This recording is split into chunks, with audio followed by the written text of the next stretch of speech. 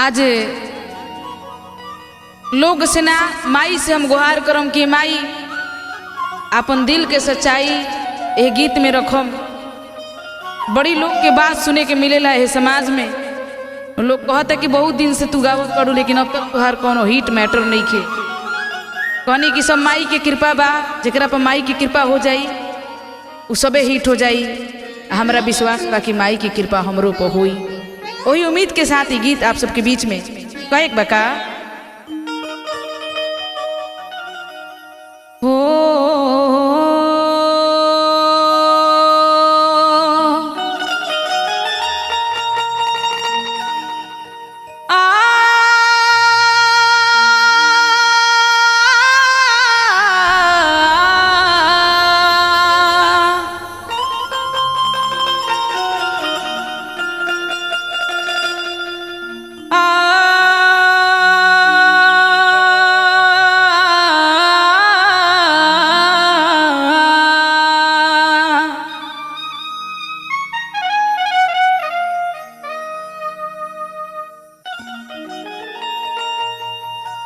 कि भइल बाटे धाका धूकिला के बड़ी डरे माई।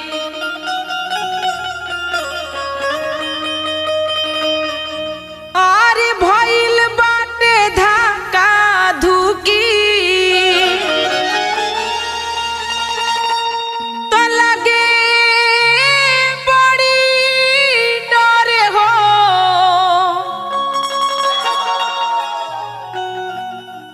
अरे बीड़वा बजावे आजा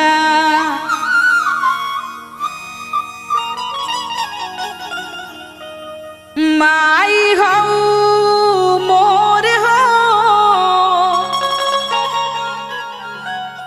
अरे है बीड़वा बजावे आजा। कैसे भक्त कहते रहे भइल बाटे धाका धूकी। अरे भइल बाटे धाका धूकी। अरे लगे बड़ी डर हो। अरे है बीड़वा बजावे आजा। है बीड़वा बजावे आजा माई हो मोर हो। बीड़वा बजावे आजा माई हो मोर हो।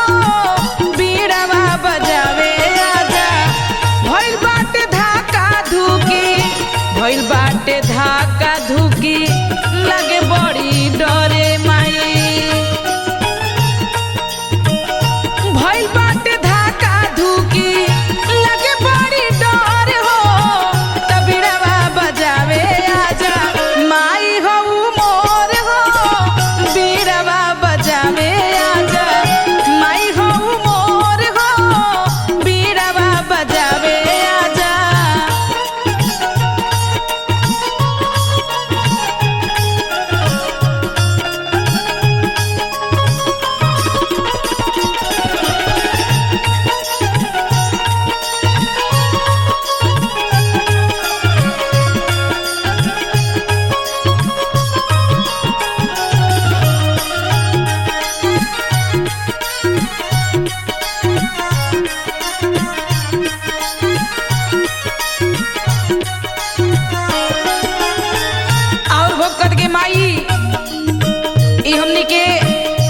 सब कोई जानता नहीं जा कि चाहे कितनो अच्छा कोई गावत होके चाहे कितनो अच्छा कोई बजावत होके लेकिन जब तक माई के आशीर्वाद ना मिलेला तो सब कुछ बेकार बा।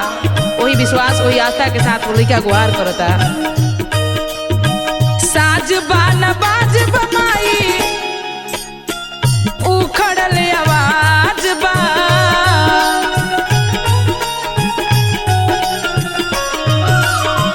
रौरे की पाबा माई चलत है समाज बा।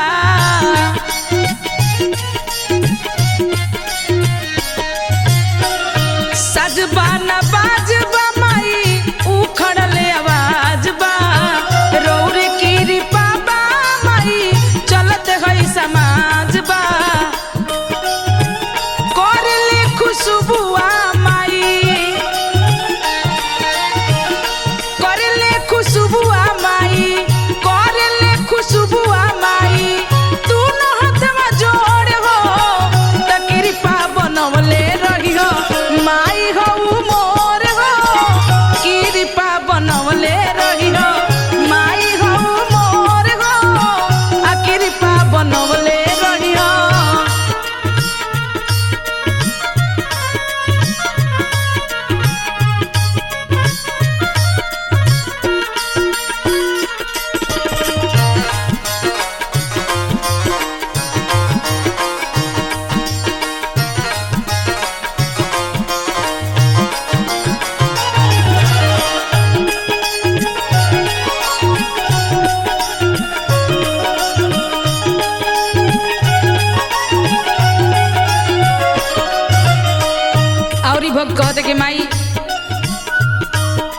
के कोनो चीज ना जननी जा।